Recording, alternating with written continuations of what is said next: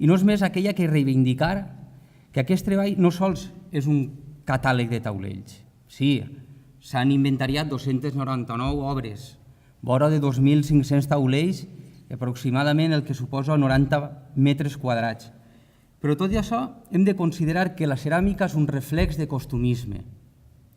Les diverses expressions de plafons ceràmics s'han convertit en un vehicle que evoca uns comportaments socials, uns hàbits quotidians, una religiositat, una gastronomia o una indumentària que difícilment podríem arribar a conèixer si no les tinguérem.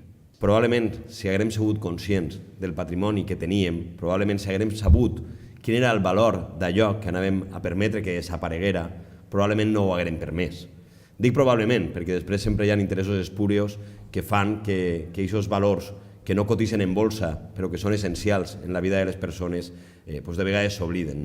Per tant, en primer lloc vull agrair a la Fundació La Fontana el treball per recuperar tot aquest patrimoni, el treball per ficar-lo en valor i també la generositat per permetre-nos que avui els valencians i valencianes puguem tindre-lo almenys un poquiu més a prop. El segle XVIII, el gros del llibre, tot i que comencem en el XVII i acabem en el XIX, el segle XVIII valencià, la segona meitat del segle XVIII valencià és un moment apassionant per a València. El nostre segle d'or diuen que és el segle XV, però jo estic convençut que el nostre segle XVIII és un segle XVIII apassionant.